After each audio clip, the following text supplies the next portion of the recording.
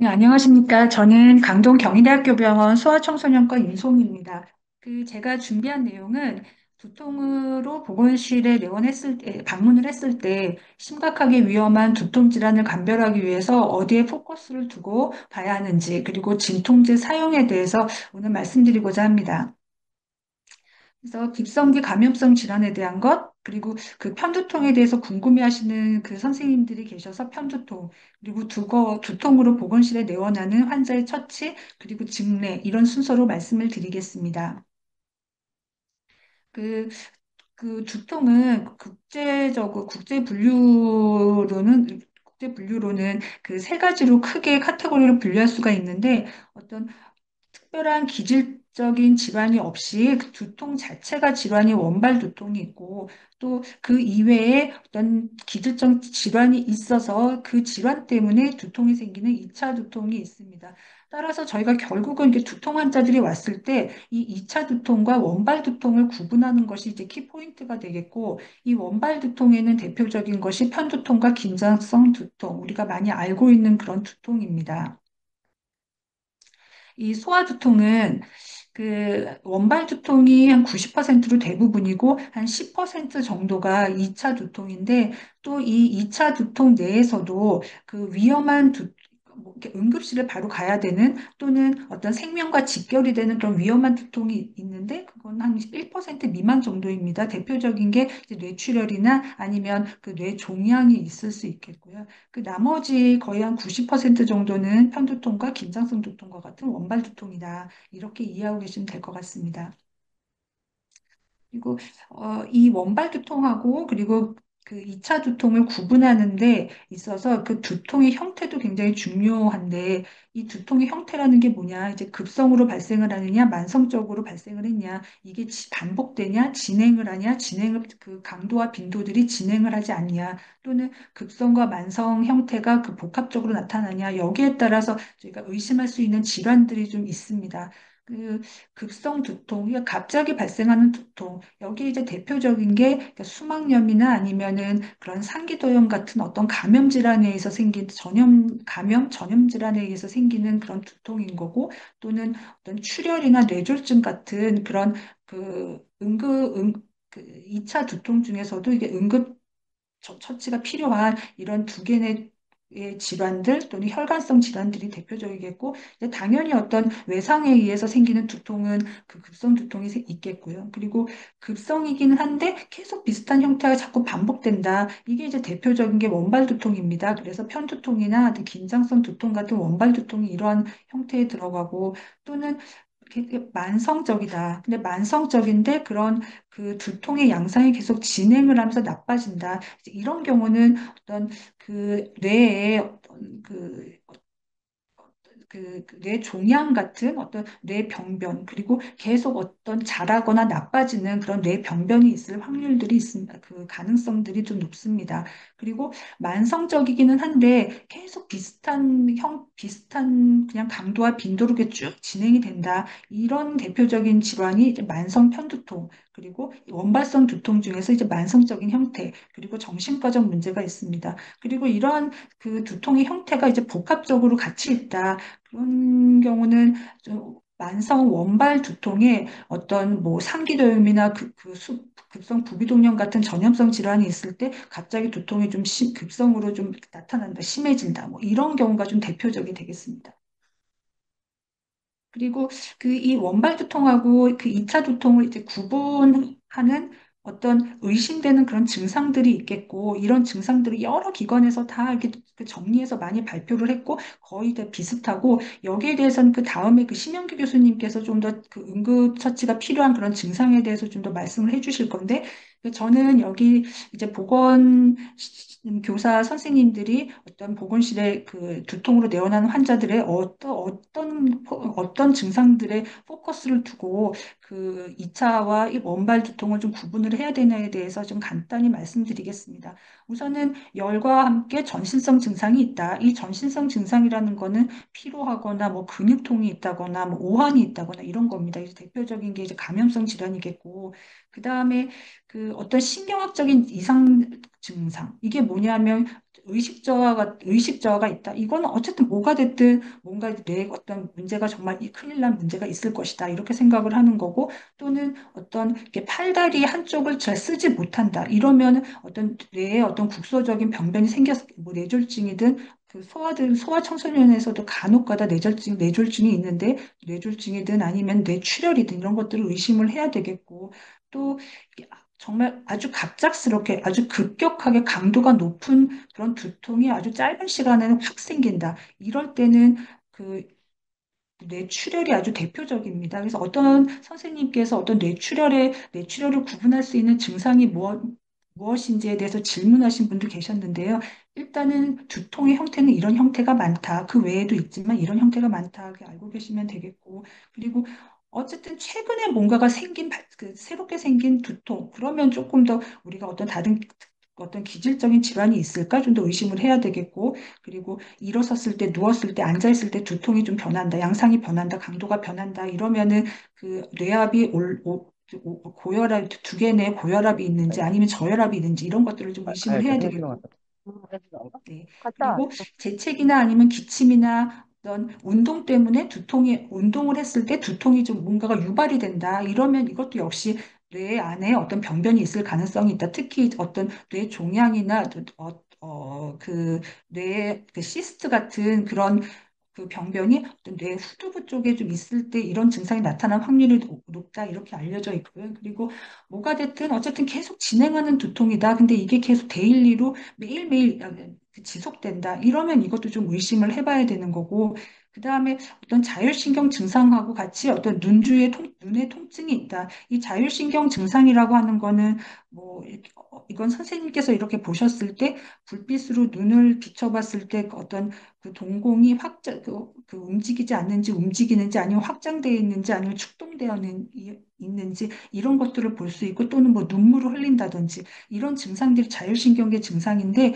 이럴 때 같이 두통도 있으면서 눈주에 통증이 있다. 이러면 역시 이런 경우에는 어떤 심장 질환도 생각을 해봐야 되고 또 내분비 질환도 생각을 해봐야 되고 그야말로 그 뇌에 어떤 신경계적인 문제가 있는지도 생각을 해봐야 되고 이런 포인트가 된다. 그리고 당연히 외상 후에는 어떤 뇌출혈 같은 뇌 손상을 항상 생각을 해야 되고 그리고 또 이제 중요한 게 뭐냐면은 마지막 그 15번 항목인데 최근에 어떤 새롭게 시작한 어떤 약물 치료가 있는지 아니면 복용하는 약물이 있는지 이제 이게 중요하고 약에 의한 그런 두통이 있을 수가 있겠고 또 이제 가장 많은 빈도로 나타나는 거는 어떤 그 두통이 자주 반복돼서 아니면 두통 외에 어떤 다른 어떤 통증들이 있으면서 진통제를 계속 반복적으로 과다 복용하는 경우입니다. 이런 경우가 이 2차 두통 중에서는 사실 거의 가장 많다고 볼 수가 있는데 그래서 이런 병력이 있는지를 물어보는 게 중요하겠습니다. 그래서 환자가 왔다. 그러면 어떤 것들을 물어봐야 되냐. 그 앞에서 이렇게 말씀드린 그 레드 플래그스에 해당하는 그런 내용들을 쭉 물어보는 게 중요하겠습니다. 그래서 어쨌든 새롭게 시작된 것, 좀 계속 그 변화하는 것, 그리고 또 여기서 좀 중요한 게 뭐냐 하면은 이 환자가 어떤 알고 있는 질환에서 급격하게 발생한 두통이냐. 이게 아주 중요합니다. 이 환자가 혹시라도 아주 드물지만 백혈병이 있다. 아니면 류마티스 질환을 가지고 있다. 어떤 류마티스성 관절염을 가지고 있다. 이런 환자들이 이렇게 병의 경과 과정에서 머리에 어떤 전이가 되거나 아니면은 그 뇌에 어떤 그런 그 질환들이 인볼브하는 그런 경우들이 있습니다. 따라서 앞에서 말씀드린 그 레드 플래그스 증상 말고 또 알고 있는 질환, 그러니까 환자가 지금 기저질환 앓고 있는 질환이 있는지를 물어보는 것들이 아주 중요하겠습니다. 그리고 또 무엇보다 중요한 거는 약물 복용 병력 이것을 물어보는 게 정말 중요하다. 이렇게 알고 계시면 되겠습니다. 그래서 이 중에서 그 2차 두통 중에 급성기 감염성 질환이 아무래도 아주 흔하겠죠. 그렇죠? 그래서 이 급성기 감염성 질환에서는 전신성 증상이 나타날 텐데 대표적인 게 발열이나 피로나 근육통이나 오한이 있다. 근데 이러한 증상에 어떤 두통이 나타난다. 근데 이 급성기 감염성 질환, 전신성 질환에서 두통이 생기는 거는 이 신체 전반에 걸친 어떤 염증이 있을 거고 이런 염증 반응의 한 형태라고 보시면 됩니다. 그래서 특히 근데 이 중에서 두통하고 발열이 함께 있다. 이러면 아, 이거는 뭔가 감염성 질환이 있지 않을까? 또는 어떤 혈관염이나 또 아주 물론 역시 드물지만 류마티스성 질환에서도 이런 증상이 같이 나타날 수 있습니다. 그러면 류마티스성 질환에서 뇌에 임벌반응 어떤 그 합병증이 생겼나 이제 이런 것들을 봐야 되는 클루가 되는 것이고 그리고 또 이 전신성 질환에 의한 두통을 또 이렇게 의심할 수 있는 증상들은 당연히 어떤 기침이나 호흡곤란 같은 호흡기 감염 증상이 있는지 또 설사와 같은 장염 증상이 있는지 뭐 이런 것들을 이제 보시면 되겠습니다. 그리고 이 감염성 질환하고 두통하고의 연관성은 물론 옛날부터 굉장히 잘 알려져 있고 아주 그 중요하게 생각했던 부분이었지만 이 코비드 19 그 시대가 되면서 좀 더 관심을 가지고 갖게 됐는데 그 코비드 19을 진단받게 된 가장 주요 증상으로 두통이 가장 많았다. 오히려 기침이나 발열이나 호흡곤란보다 두통이 더 많았다. 이렇게 보고한 연구들이 있었습니다. 또 이런 그 전신성 질환 외에 어떤 신경계 질환 중에서는 수막염과 뇌염이 있는데 그 두통하고 역시 발열이 동반됐을 때는 항상 그 수막염하고 뇌염도 항상 생각을 하고 이 부분을 감별을 해야 되겠는데 이때는 주요 증상이 열이 나는 것 그리고 목의 경직 그러니까 뒷목이 뻣뻣하다 그 이렇게 통증이 있어서 고개를 구부리기 어렵다. 그리고 또 이 증상들이 좀 진행이 되면 또 의식도 떨어지는 증상까지도 생깁니다. 그래서 이럴 때는 수막염이나 뇌염도 좀 의심을 해봐야 되겠고 또 그 외에는 당연히 어떤 뇌의 어떤 일정 부분의 염증이 좀 심해지면 그 부위에 해당하는 그런 신경학적 소견이 나타날 수가 있겠다. 또 역시 뇌졸중하고 비슷하게 어떤 팔다리를 움직이지 못하거나 아니면 말을 하기 어렵거나 뭐 이런 증상들로 간혹 나타나기도 하고 또 그 포토포비아 그래서 어떤 빛에 굉장히 편두통과 비슷하게 빛에 이렇게 민감한 그런 증상들이 나타나고 또 그 뇌압의 증가 등으로 구역하고 구토가 나타날 수 있습니다. 또 여기서 중요한 거는 어떤 원인의 바이러스를 원인 바이러스, 원인 균 등을 생각을 했을 때 어떤 특정 바이러스나 균이 널리 퍼진 지역에 어떤 여행을 했었는지 그 여행 병력을 물어보는 게 중요하겠습니다. 또 항상 그런 건 아니지만 어떤 수막염이나 뇌염이 있을 때 두통이 생기면은 이 두통의 위치는 대부분은 그 뇌의 어떤 앞쪽 그리고 옆쪽 또는 전체적으로 머리가 아프다 이렇게 말하는 환자들이 많고 또 눈 뒤쪽에 그 안구 동통이라고 하는데 눈 뒤쪽에 통증을 호소하는 경우들이 좀 있고 그리고 목 경직하고 좀 관련이 돼 있는 건데 목하고 등의 어떤 통증을 이렇게 말하는 부분이 있겠고 말하는 환자들이 있고 또 이제 감염성 질환이 피부 발진이 동반되는 경우들이 많기 때문에 피부 발진이 있다 그러면 아 감염성 질환일까 이렇게 우리가 의심해 볼 수 있는 증상입니다. 음, 이 원발 다음은 이렇게 편두통에 대해서 말씀드리겠습니다. 이 원발 두통이 이제 대표적인 거고, 앞서 말씀드렸지만 원발 두통은 두통 자체가 주요 증상인 질환이라고 했고, 어떤 특정한 원인이 밝혀지지 않고 특정 어떤 기저질환이 있지 않은데 두통이 발생하는 경우입니다. 그래서 이거는 어떤 독립적인 질환인 거고, 그 외에는 어떤 기저질환이 있을 때 다른 질환에 의해서 두통이 생기는 걸 2차 두통이라고 말씀을 드렸고, 편두통은 이 원발 두통이 아주 대표적인 질환입니다. 근데 이 편두통은 크게 그두 가지로 나눌 수가 있는데 어떤 전조 증상이 있는 것과 그 전조 증상이 없는 편두통으로 나눌 수가 있습니다. 그럼 먼저 그 전조 증상이 없는 그 무조진 편두통을 보면은 일단은 우리가 그러니까 편두통이라고 우리가 일단은 진단할 수 있는 어떤 최소 어떤 조건들이 있습니다. 4시간에서 72시간 지속되는 두통 발작이 어쨌든 반복적으로 나타나야 된다. 이런 조건이 만족을 해야 되는데 진단 기준들은 최소 5번은 어쨌든 이런 두통 발작이 있어야 된다. 근데 이 두통 발작이 4시간에서 72시간 지속된다. 이 조건은 치료하지 않거나 치료가 제대로 되지 않았을 경우, 뭐 바로 만약에 진통제를 먹어서 회복이 됐다. 그러면 뭐 4시간, 72시간 지속은 안 되겠죠, 그렇죠? 근데 조건은 치료하지 않거나 치료가 제대로 되지 않았을 경우이고 또 근데 최근에는 이 4시간보다 좀 더 짧은 시간으로 이렇게 제한을 하기도 합니다. 또 다음은 이 네 가지 그런 증상 중에 최소 두 가지가 있어야 된다. 그게 뭐냐면 편두통, 그러니까 편측 위치인 거죠. 한쪽이 머리가 아프다. 또 옥신옥신거리는 박동성의 양상이다. 그리고 통증의 강도가 좀 적어도 어쨌든 일상생활을 하지 못할 정도의 통증, 중등도 이상의 그런 좀 강도 높은 통증이 있다. 그리고 일상생활, 걷거나 계단을 오르는 그런 활동에 의해서 악화된다. 이겁니다. 그래서 이 중에서 한 두 가지는 해당이 돼야 된다는 거고, 근데 이 편측이라고 하는 게 보통 소아에서는 양측이 많습니다. 근데 청소년, 성인으로 갈수록 이렇게 편측으로 로컬라이제이션 되는 경향이 있고, 소아들은 좀 양측으로 이렇게 표현을 잘 못하는 것도 있지만 실제로 양측으로 좀 이런 두통이 나타나는 경우들이 많다. 그리고 두통이 있는 동안에는 구역 그 최소 한 가지 구역, 구토 또는 빛이나 소리에 굉장히 민감하다. 그래서 빗소리에 민감해서 두통이 더 악화되기도 하고 이것 때문에 두통이 생기기도 하는 이런 증상이 있을 수 있다. 이제 이런 조건을 만족하면 편두통이다. 이렇게 생각을 할 수가 있겠고 다음은 두통이 시작되기 전에 어떤 전조 증상이 있는 경우입니다. 이거는 어쨌든 역시 편두통이기 때문에 반복적으로 발생을 한다. 근데 수분간 지속되는 편측의 어떤 시각이나 여러 가지 그런 감각이나 또는 중추신경계 증상이 서서히 보통 발생을 하는데 여기서 포인트는 완전히 가역적이어야 된다.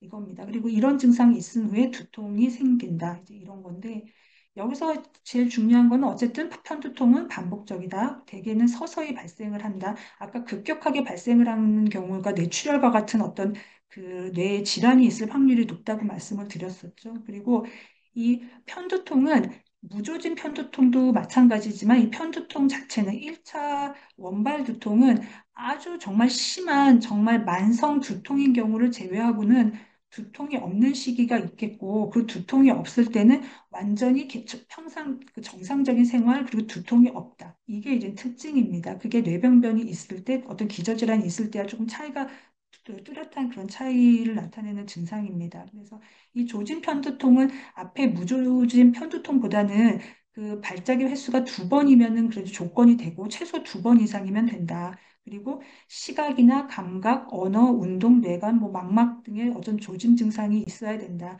여기서 이제 시각은 어떤 번쩍거리는 불빛이 빛이 실제로 앞에 있지 않은데 번쩍거리는 게 보인다. 또는 아예 어떤 시야가 흐려진다. 잘 보이지 않는다. 또는 감각, 뭔가 팔다리에 뭔가 저린 증상이 있다. 말을 하기가 어렵다. 말이 안 나온다. 또는 뇌관 증상, 뭔가 이렇게 이렇게 막 빙글빙글 도는 어지러운 증상이 있다. 또는 청력이 떨어지는 잘 안 들린다. 또는 이명이 들린다.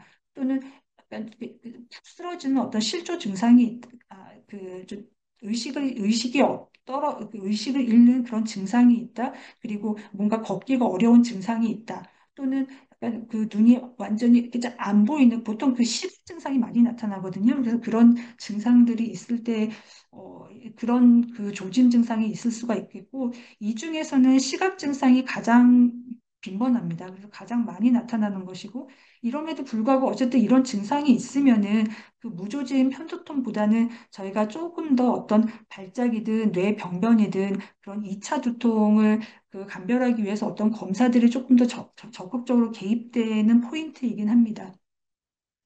그리고 5가지, 그 다음에 그 6가지 증상 중에 최소한 3가지는 있어야 된다. 이게 이 조짐 증상이 어쨌든 5분 이상에 걸쳐서 서서히 나타난다. 또 그 2가지 이상의 증상이 연속해서 발생을 한다. 또 각 조짐 증상은 5분에서 60분까지 지속될 수 있다. 그리고 최소한 한 가지는 편측이어야 한다. 또 최소한 한 가지 조짐 증상은 양성 증상이어야 한다. 이 양성 증상이라는 것은 어쨌든 눈에 보이는 겁니다. 뭔가 반짝이거나 그러니까 피부가 마비되거나 찌릿찌릿한 본인이 어떤 그렇게 그 느끼는 그런 증상인 거거든요. 그런 양성 증상이다. 그리고 그 조짐과 그 조짐이 있은 다음에 이제 두통이 있어야 되는데 조짐이 있을 때 같이 두통이 있거나 또는 조짐이 있고 한 적어도 60분 이내에 다음에 두통이 같이 와야 된다. 이랬을 때 저희가 조짐 편두통으로 그 진단을 해볼 수 있습니다.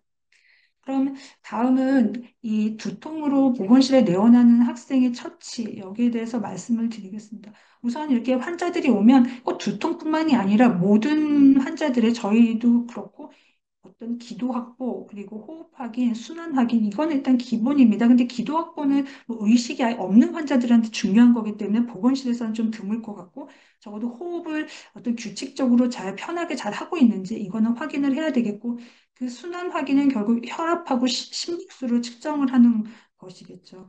여기서 이제 신체 징후를 그 선생님들께서 이렇게 측정을 하실 텐데, 체온, 혈압, 심박수, 호흡수, 이걸 측정을 해서 여기에 어떤 특정 질환들이 있을지를 우리가 한번 생각을 해보고 또 특히 어떤 응급 상황이 있는 건 아닌지 이런 것들을 저희가 확인을 해야 되겠습니다. 또 이제 신경학적 검사는 어, 그러니까 여러 가지 신경학적 검사가 있을 수 있겠는데 일단은 선생님께서 보셨을 때 어떤 팔다리 움직임을 일단 보는 거고요. 거기서 팔다리 움직임에 그 어떤 문제가 있는지를 확인을 하고 그 다음에는 불빛으로 동공을 봐서 동공이 그냥 확대되어 있는지 축소되어 있는지 이런 것들을 보고 또 이 목을 이렇게 목 구부리기가 어렵다. 그 목에 어떤 넥 스티프니스, 목이 경직이 있는지 없는지는 우리가 보건실에서 선생님께서는 확인을 하시고 어떤 수막염이나 뇌출혈이나 뭐 이런 어떤 두개 내에 어떤 문제가 있는지 이런 것들을 좀 감별해야 되는 그런 그 포인트를 확인해 보실 수 있을 것 같습니다.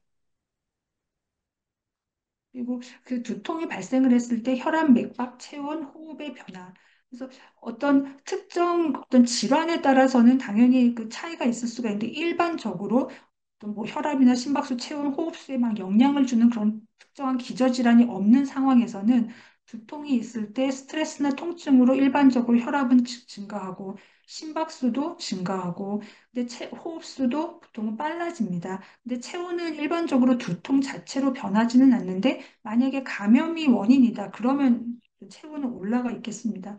그래서 혈압은 정상 범위는 그 어린 소아들은 이 혈압 그 수축기 혈압과 이완기 혈압의 그런 정상 범위가 좀 낮거든요. 좀 더 낮고 연령에 따라서 좀 차이가 있는데 일반적으로 그냥 학령기 그리고 청소년기의 그 혈압은 90, 수축기 혈압은 90에서 120 그리고 이완기 혈압은 60에서 80 이게 정상 범위로 알고 계시면 되겠고 심박수는 휴식 시에 운동하고 이랬을 땐 당연히 빨라지겠고 휴식 시에 60에서 100회 분당 60에서 100회고 체온은 우리가 일주기 리듬이 있어서 원래 기상하기 한 2시간 전이 온도가 최저로 낮고 그리고 점점점 올라가다가 그 잠들기 한 2시간 전부터 이제 온도가 다시 낮아지거든요. 그러니까 일반적으로 오후에는 좀 체온이, 기초 체온이 좀 올라가고, 그리고 아침에는 체온이 좀 낮습니다. 근데 정상적인 범위는 36.5에서 37.5도 사이 이러면 아, 정상 범위겠구나 이렇게 생각을 하고, 그리고 호흡은 분당 12에서 20회가 정상 범위이고, 천천히 그리고 규칙적으로 호흡을 하면 아, 괜찮다. 이제 이렇게 저희가 판단을 합니다. 그러면 만약에 어쨌든 여러 가지 상황을 다 봤을 때 편두통으로 의심이 된다. 그러면 이랬을 때 이제 급성기 치료는 비약물 치료하고 약물 치료가 있겠습니다. 근데 이 비약물 치료는 결국은 쉬게 하는 거니까 쉰다. 그리고 좀 눕힌다. 그리고 이 편두통이 있는 환자들이 좀 빛이나 소리 뭐 이런 데 좀 민감하고 그리고 다른 어떤 그 뭐 긴장성 두통도 마찬가지지만 그 머리를 뭐 세게 묶었다 아니면 벨트를 굉장히 아주 세게 그 좀 작은 옷을 몸에 딱 달라붙는 옷을 입었다 뭐 이런 것들은 좀 느슨하게 해주는 게 좋겠다. 그리고 주변이 너무 환해서 좀 두통이 심하다 이러면 좀 커튼 등으로 해서 좀 주변을 좀 어둡게 해주는 이런 그런 응급처치를 그 급성기 치료를 해볼 수가 있겠고 또 적절하게 수분 섭취가 중요하기 때문에 그래서 물을 마실 수 있으면 좀 이렇게 수분 섭취는 해주는 게 좋을 것 같습니다. 그 이후는 좀 예방적인 문제고 이거는 그 이후에 아마 다른 교수님께서 설명해 주실 수도 있을 것 같습니다. 그리고 이제 급성기 치료는 약물 치료, 약물 치료는 우리가 그 보건실에서 이렇게 약물 치료를 할 수 있는 거는 기본적인 그 진통제를 주실 수 있을 것 같습니다. 그래서 이 기본적인 진통제 대표적인 게 아세타미노펜하고 이부프로펜 그 두 가지가 있겠죠. 근데 어쨌든 이 진통제는 의학적으로는 아까 말씀드린 진통제 과용으로 인해서 생기는 있기 때문에 어떤 진통제를 먹는 횟수가 중요하고 그래서 진통제를 자꾸 반복적으로 먹어야 되는 상황이면은 예방약물로 이 진통제 먹는 횟수를 줄이는 게 어쨌든 중요한 거거든요. 그래서 이거를 딱 그럼 일주일에 그러면 우리가 진통제를 먹을 수 있는 그 횟수가 얼마냐? 이거는 약간의 조금씩 그 차이가 있기는 한데 일반적으로 일주일에 2일, 한 달에 9회. 뭐 이게 어쨌든 좀 그 일반적으로 저희가 그냥 이렇게 그 기준으로 삼는 그런 횟수입니다. 그리고 이왕 먹을 거면은 그 두통이 생기자마자 이렇게 빨리 먹는 게 진통제에 효과가 있습니다. 늦어도 2시간. 그래서 2시간 이내에는 약을 먹어야지 그 효과가 좀 좋겠다. 이제 이렇게 알려져 있고. 그러면 이 아세타미노펜하고 이부프로펜을 뭐 어떻게 선택을 할 것이냐, 뭐 이런 건데, 사실 뭐 두 개 중에 어떤 걸 선택을 해도 그 상관은 없습니다. 근데 이 두 개의 차이가 아세타미노펜이 조금 더 그 진통 효과가 좀 더 빠르게 나타납니다. 근데 그리고 연령 제한도 거의 없고, 근데 이부프로펜은 일단은 그 12개월 이상, 그 최소 하여튼 6개월 이상에서 저희가 보통 먹이거든요. 그러니까 물론 학령기에서는 큰 그 고려의 대상은 아닌 거죠, 연령은. 그래서 어쨌든 이부프로펜은 좀 연령의 제한이 있다, 이제 이런 거고, 그 대신 그 어떤 진통 효과, 두통의 진통 효과, 최종적인 진통 효과는 이부프로펜이 조금 더 낮습니다. 그래서 이부프로펜이 좀 더 잘 듣는 걸로 알려져 있고요. 근데 실제로 저희가 근데 임상에서는 사실 만약에 반복적으로 이렇게 진통제를 먹었던 환자들이면 아세타미노펜하고 이부프로펜하고 어떤 약이 조금 더 효과적이었냐 이렇게 보통 저희가 물어봅니다. 그래서 좀 더 효과적인 약을 지금 먼저 사용을 합니다. 그러면 어찌됐건 둘 중에 한 가지를 먼저 사용을 했다. 그러면 각각은 대부분 한 4시간, 적어도 한 4시간의 간격은 두고 그 두 번째 약을 좀 이렇게 복용을 할 수가 있겠고. 근데 아세타미노펜하고 이부프로펜은 서로 기전이 다른 약인데 이 기전이 다른 약끼리는 2시간 간격을 두고 먹을 수가 있다. 이렇게 알고 계시면 되겠고. 또 중요한 거는 그 어쨌든 뭔가 약물 치료를 하는 데 있어서 좀 부담을 가지고 있고 이거는 그 보호자분들도 그런 경우가 많은데 일단 저희가 처방하는 약보다 조금 더 적게 먹입니다. 그래서 그러면서 어쨌든 발열이건 두통이건 약이 잘 안 드는다 이렇게 말하시는 분들이 좀 있거든요. 그래서 이왕 먹을 거면은 제대로 된 용량을 먹어야 된다. 그래서 어떤 용량에 맞는 그런 약을 섭취를 해야 된다. 이제 이렇게 알고 계시면 되겠습니다. 다음은 그 마지막으로 저 케이스 그 증례를 이렇게 소개해 드리겠습니다. 어, 우선은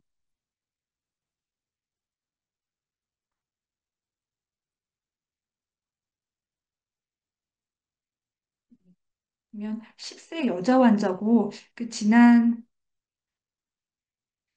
이것도 이 화면이 이게 가려가지고 안 보여가지고 예. 그러니까 10세 여자 환자고 지난 8개월 동안 반복적인 심한 두통이 있어서 내원하였다.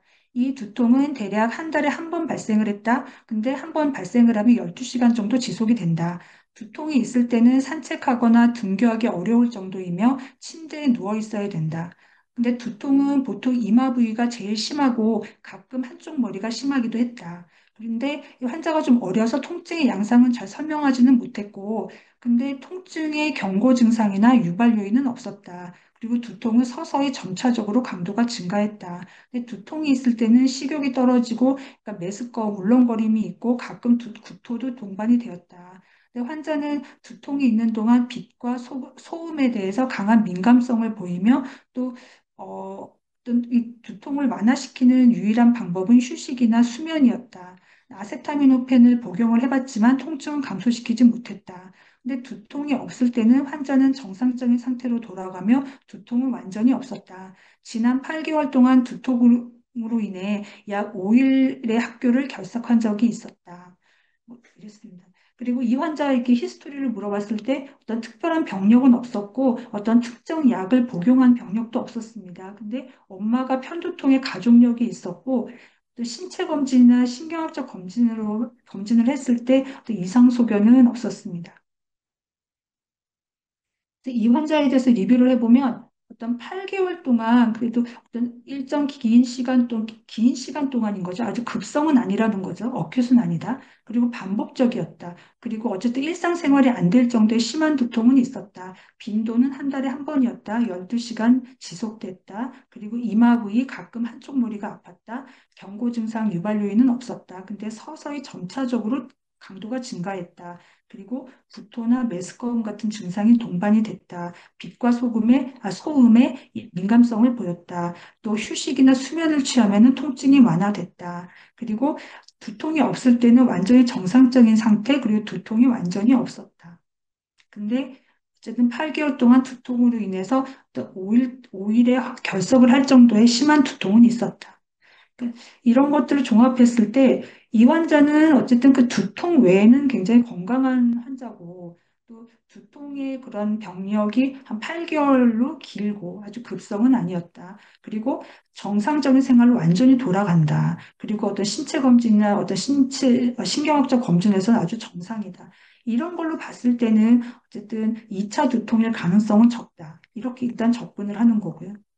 이제 그 다음에는 그래도 그 편두통이라는 자체가 계속 반복적인 거죠. 그죠? 원발 두통이 어쨌든 반복적일 수가 있고 반복적이고 그리고 어느 정도 긴 그 12시간의 어떤 긴 시간의 그런 증상들이 있고 어떤 조짐이 없었다. 전조 증상이 없었다. 이런 거고 동반 증상으로 구역이나 구토 또 음식을 먹기 어려운 그냥 식욕 상실의 그런 증상이 동반되었다. 또 빛과 소리에 아주 민감했다.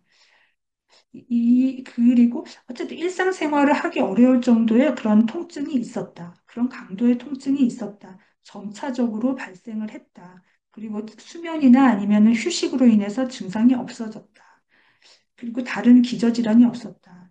이런 것들을 조합을 했을 때 이 환자는 어쨌든 전조 증상은 없었다. 그래서 전조 증상이 없는 그런 그 편두통이다. 이런 거고. 제가 오늘은 이 편두통의 어떤 빈도에 대해서 어떤 강조하지는 않았는데 어쨌든 편두통의 빈도에 따라서 어떤 예방약을 먹어야 될지 아니면 예방약 없이 그냥 그 비약물적 그 비약물적 어떤 생활 습관만 잘 조심을 하면서 어쨌든 급성기에 가끔씩 이렇게 진통제만 먹어도 되는지 뭐 이런 것들을 결정하는 것 어떤 빈도거든요. 그래서 여기서는 그냥 한 달에 한 번 정도 그런 빈도를 생각했을 때는 인프리퀀트한 빈도가 많지 않은 전조 증상이 없는 그 편두통 이렇게 진단을 할 수 있겠습니다.